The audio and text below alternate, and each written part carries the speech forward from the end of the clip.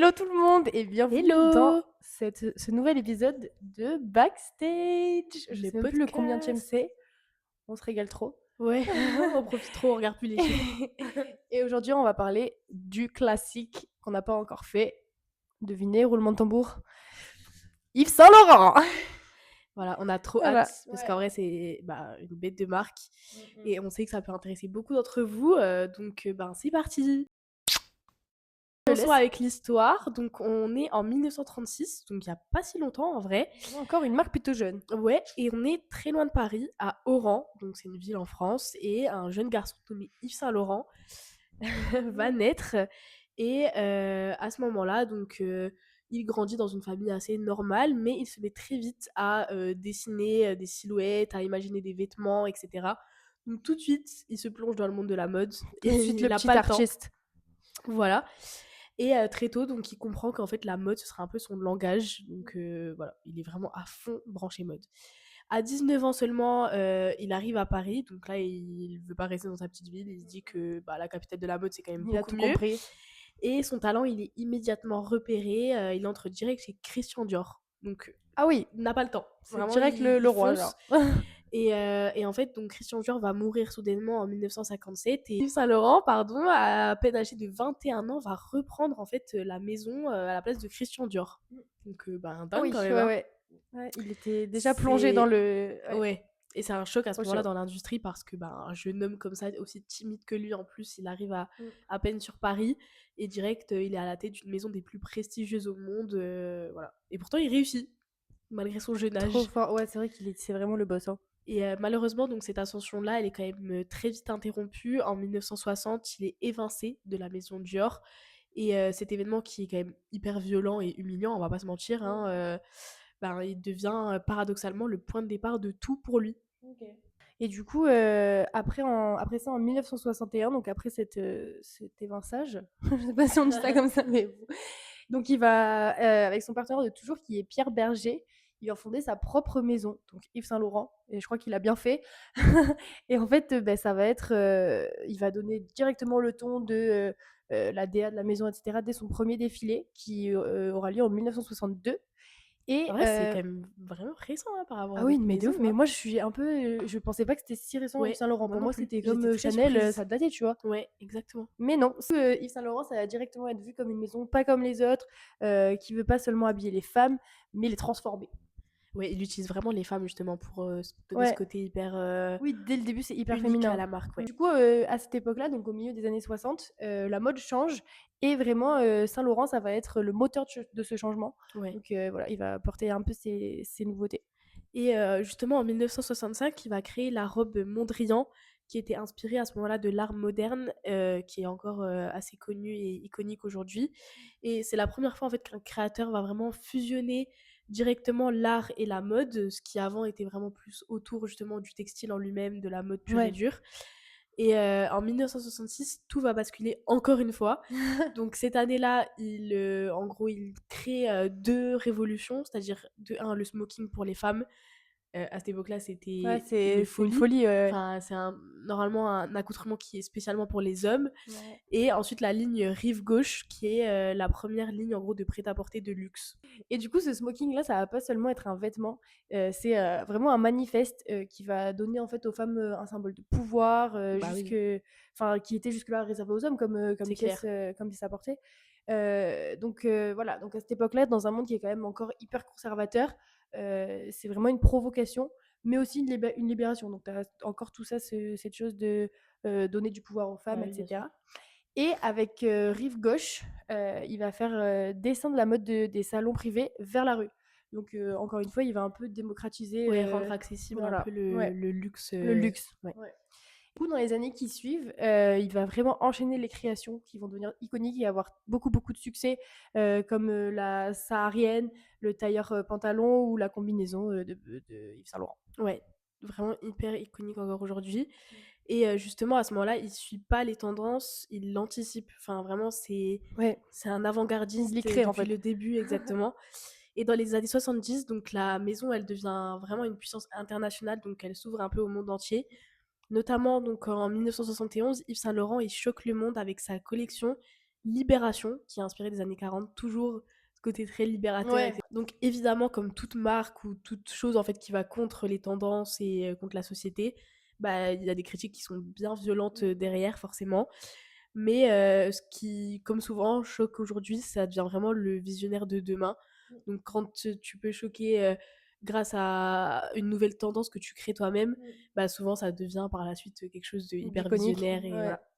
La même année, toujours l'année, du changement, la libération et cetera, il va poser nu pour promouvoir Oh un my parfum de god! la marque. Donc pareil, hein, ça fait toujours un peu scandale au début et au final après c'est vu comme, iconique. Donc C'est c'est vrai hyper beau en que plus Yves Saint Laurent. oui et puis c'est vu aussi comme une révolution dans le monde du luxe à ce moment-là, genre, Mmh. quel créateur va venir poser nu pour Oui, son c'est sûr que propre c'est une parfum? une nouvelle forme de Ouais, com, genre. exactement. Et Ouais. puis après, il y a aussi la création du parfum Opium qu'on connaît tous encore Mmh, mmh, aujourd'hui, mmh. en 1977, qui devient donc un phénomène mondial. Et à ce moment-là, ça va vraiment dépasser la mode. Ça entre carrément dans la culture, en fait, de manière générale. Ouais. Et Saint Laurent, bah, il habille aussi le cinéma, notamment avec Catherine Deneuve à ce moment-là. Ouais. Donc hyper iconique et ça vient renforcer son image, on va dire, d'intellectuel de la mode Mmh. et inspiré aussi beaucoup par l'art, la littérature, le voyage, et etc. Et du coup, pour continuer un peu dans bah, l'ordre chronologique des choses, donc dans les années 80, notamment en 1983, il va devenir le premier créateur vivant à avoir une rétrospective au Metropolitan Museum à New York. Ok. Donc, stylé quand même. La mode, elle devient. Ça va, enfin, grâce à Yves Saint Laurent, ça va officiellement, la mode va être un art, quoi, va officiellement devenir un art. Et donc, la maison, elle est au sommet à cette époque-là. C'est vraiment la maison dont tout le monde parle. Mais derrière ce succès, Yves Saint Laurent est plutôt fragile quand même, que ce soit à cause de la fatigue, de la pression. Forcément, Voilà, hein. avec le succès, ça ramène ça, quoi. Bah, bien Donc, il sûr. fait beaucoup d'excès, etc. Il devient le rythme qu'il a et qu'il doit maintenir, il est un peu difficile. Ouais, forcément. Donc voilà. Et du coup, dans les années 90, après, c'est le luxe qui va changer, qui va beaucoup changer. Mmh. Il se structure, il va se mondialiser et surtout se financiariser. Ouais, oui, un peu Oui, rentrer voilà, ça dans devient le milieu vraiment, financier, ouais. ouais. Donc voilà, les maisons, elles rentrent vraiment dans tout ce qui est le monde financier, etc. Ouais, avec des groupes qui apparaissent, Et ouais. on avait déjà vu LVMH et là pour lui en l'occurrence c'est Kering. Et ouais, c'est ça. Et il y en a tellement que du coup, oui, voilà, il faut une certaine structure. Donc il y a tout le marché qui se met en place un peu à cette époque-là. Et donc à cette époque-là, la maison, elle est rachetée. Et du coup, comme tu as dit, Ouais, intégrée au intégré. groupe Kering. Donc c'était vers là. Mais du coup, en 2002, tout s'arrête. Oh non. Yves Saint Laurent va présenter son dernier défilé. C'est une fin très, très émouvante pour tout le monde, bah, tous les personnes qui sont intégrées à la maison, etc. C'était Oui quelque et chose puis de. même, il y avait tellement un public de fou Ouais. aussi derrière la marque. Ouais, c'était hyper théâtral comme dernier event, quoi. Et voilà, donc c'est vraiment une page de l'histoire de la mode qui se tourne en 2002. Bah oui, tu m'étonnes avec ce créateur, qui fait son dernier défilé, trop Ouais. triste. Justement après le départ, ben, d'Yves malheureusement, la maison elle doit se réinventer sans son fondateur. Donc pour ça, ne vous inquiétez pas, après ils sont bien retombés sur leurs pattes. Je crois, ouais. Il y a des designers par exemple comme Tom Ford qui ont apporté une vision un peu plus sexy et un peu plus commerciale et puis aussi un tournant majeur en 2012 avec, Hedi Slimane, donc retenez-le bien si vous passez des entretiens ou quoi que ce soit parce que ça a été un mouvement majeur de la marque et donc à ce moment-là, lui, il va venir tout changer, c'est-à-dire le nom devient Saint Laurent au lieu de Yves Saint Laurent. La marque, elle devient un peu plus rock, jeune, un peu plus rebelle, forcément pour s'adapter aussi à une nouvelle Ouais, à cible. l'époque, et ouais, voilà. Exactement et la marque, elle va se rapprocher aussi, de la musique et de la culture un peu underground donc voilà, ils vont apporter un peu une touche, différente de fraîcheur à la marque et voilà. Il y en a certains qui vont crier au scandale comme d'habitude parce que, bah, changement de Oui, de toute créateur, façon, ouais. changement de tendance Jamais donc content. critique, Ouais. voilà. Mais au final, le succès reste immense malgré Mm. tout et puis ensuite depuis 2016, c'est, donc Anthony Vaccarello qui a repris la DA et lui, ben, il va plutôt poursuivre un équilibre, assez subtil. Il va reprendre l'héritage d'Yves Saint Laurent en maintenant un peu les traditions, mais tout en affirmant une esthétique assez contemporaine, sensuelle, Mm. puissante. Ouais, Donc tu il gardes ton il joue un identité peu quand même, l'équilibre ouais. entre Hedi Slimane et Yves Saint Laurent, donc c'est ça Ok. qui est cool, et il est encore là aujourd'hui, mais on le verra par la suite dans les actus. Pour passer un peu à revenir au présent, on va passer aux actus comme d'hab, la deuxième partie de ce podcast. Tout à fait.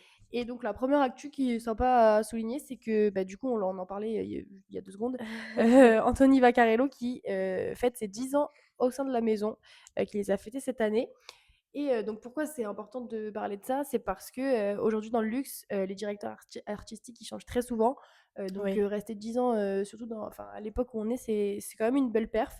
Mais voilà, du coup Saint Laurent ça va être l'exception. Vaccarello est resté plus d'une décennie, du coup, enfin une décennie complète. Et puis je pense Oui, et qu'il puis va pour encore, l'instant, il est pas prêt de voilà, partir, donc il va pas bouger.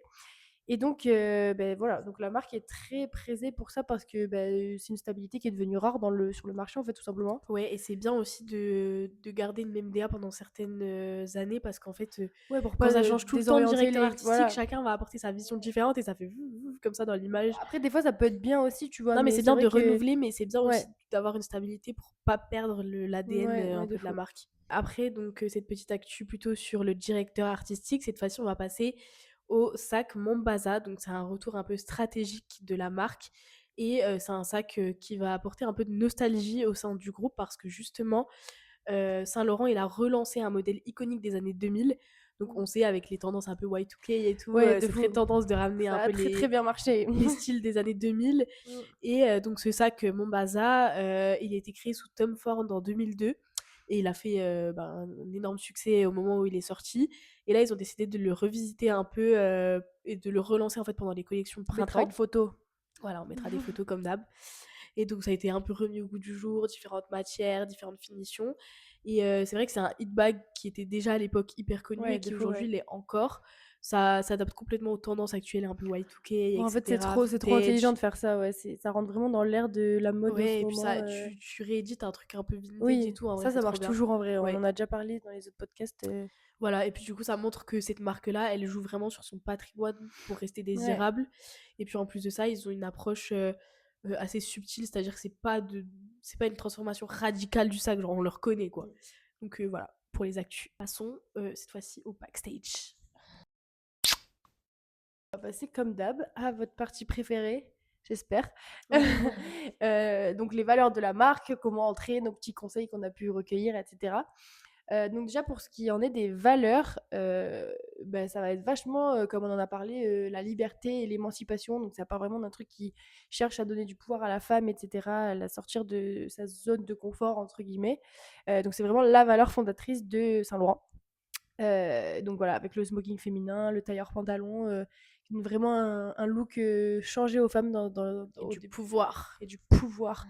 Heu, donc voilà, c'est vraiment l'émancipation et la liberté, la valeur principale. On a aussi, malgré tout, l'audace, comme on l'a vu notamment avec les styles aussi un peu, aussi bien en vrai anciens qu'actuels, où c'est qu'on a retrouvé un peu du style un peu rebelle, audacieux et cetera, mais aussi avant où il avait tendance à mélanger, l'art et la mode, donc Yves Saint Laurent, ce qui Mais était t pas connu à Ouais, voilà, l'époque. toujours l'audace, c'est quand même à genre appréhender d'une manière intelligente Ouais, et c'est de ça, pas en faire trop non plus. C'est oui tout est dans l'équilibre en vrai pour et il Saint avait quand Laurent. même choqué le monde aussi avec sa collection en 1971 où c'est qu'on mettra pareil, des Ouais. photos.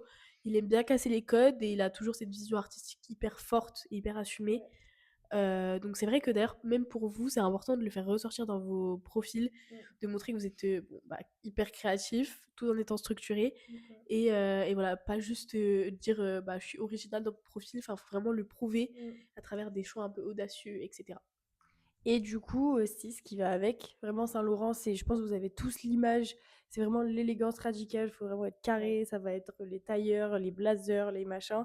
Donc c'est vraiment l'élégance, surtout avec aujourd'hui avec, Anthony Vaccarello du coup, qui va être très dans ça, donc avec des silhouettes minimalistes, il y a beaucoup de noir, de lignes fortes dans Saint Laurent, donc ça va vraiment être des choses comme ça.